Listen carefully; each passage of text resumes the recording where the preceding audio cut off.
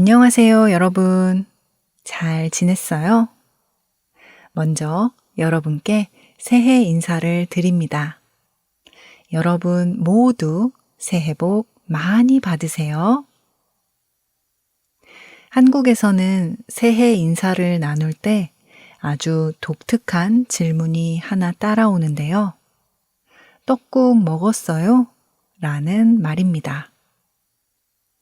외국인의 시선에서 보면 이 질문은 그저 식사 여부를 묻는 가벼운 안부처럼 들릴지도 몰라요.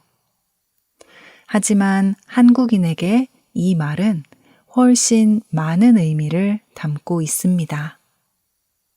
왜냐하면 나이가 한 살 더 많아지는 것을 뜻하는 말이거든요. 실제로 한국에는 나이가 많아졌다는 말을 나이를 먹다라고 표현하기도 합니다. 한국 사람들은 왜 나이를 세거나 기념한다고 하지 않고 굳이 음식처럼 먹는다라고 표현할까요? 그리고 왜 떡국이란 음식을 먹는 걸까요?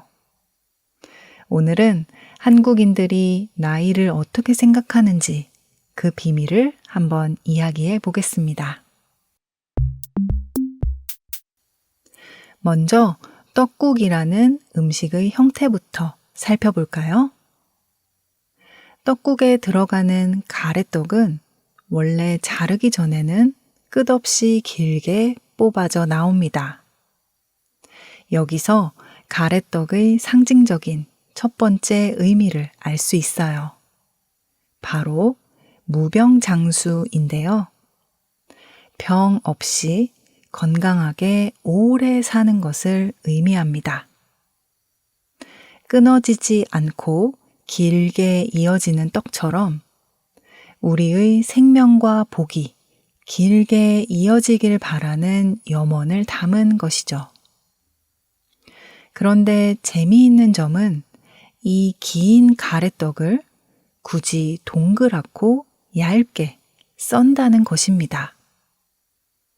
왜냐하면 이 모양이 마치 엽전과 닮았기 때문이에요. 엽전은 한국의 옛날 동전을 가리키는 말입니다. 즉, 새해에 재물이 풍성하게 들어오길 바라는 마음을 떡국에 담았다고 해석할 수 있습니다. 하지만 무엇보다 가장 중요한 것은 바로 색입니다. 왜 하필 떡국의 떡은 흰색일까요? 그것은 한국인에게 흰색은 태초의 순수와 완전한 시작을 의미하기 때문이에요. 지난 한 해 동안 쌓였던 묵은 때, 슬픔, 부정적인 기운들을 이 하얀 떡국으로 깨끗이 씻어내고 마치 아무것도 쓰여 있지 않은 백지 위에 새롭게 그림 그리기를 시작하듯이 새해를 다시 그려나가겠다는 의미가 담겨 있습니다.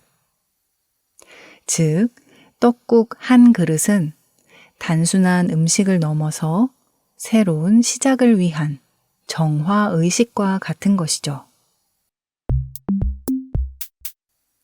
그럼 다시 처음으로 돌아가서 왜 나이를 먹다라고 표현할까요? 영어에서 나이를 말할 때는 I'm 30 years old 혹은 I turned 30처럼 상태의 변화나 존재의 성질을 설명합니다. 즉, 시간은 나에게 주어지는 것이고 나는 그 흐름 속에 놓인 존재인 것이죠. 하지만 한국어의 먹다라는 표현은 매우 능동적인 동사입니다. 단순히 식도를 타고 음식이 넘어가는 행위, 그 이상을 뜻하는 것이죠. 예를 들면 이런 표현들도 있습니다. 마음을 먹다, 겁을 먹다, 귀가 먹다. 이 표현들의 공통점은 외부의 추상적인 기운이나 현상을 내 안으로 끌어들여 나의 일부분으로 만드는 체화의 과정을 담고 있다는 것입니다. 즉, 나이도 마찬가지인 거죠. 한국인에게 나이란 거부할 수 없는 자연현상에 밀려가는 게 아닙니다. 떡국이라는 음식을 통해 새롭게 주어진 1년이라는 시간을 기꺼이 내 몸과 영혼으로 받아들이고 책임지겠다는 능동적인 수용이라고 이해할 수 있습니다. 조선시대 문헌에서는 떡국을 첨세병이라고 불렀는데요. 나이를 더해주는 떡이라는 뜻이에요. 이 음식을 먹음으로써 비로소 나는 작년의 내가 아닌 1년만큼의 지혜와 경험이 더해진 새로운 존재로 거듭난다고 믿었던 것입니다. 그런데 하나 더 특이한 점이 있어요. 바로 한국 사람들은 나이를 함께 먹는다는 점입니다. 한국의 전통적인 나이 계산법에 따르면 개인의 생일은 축하받을 날은 맞지만 나이 숫자가 올라가는 날은 아니라는 거예요. 모든 한국인은 새해 첫날 떡국을 나누며 다 같이 한 살을 더 먹습니다. 여기에는 한국 특유의 우리라는 정서가 깔려 있어요. 나 혼자 늙어가는 것이 아니라 내 가족, 내 이웃, 내 친구가 모두 함께 한 단계 성숙해진다는 강력한 유대감을 느낄 수 있습니다.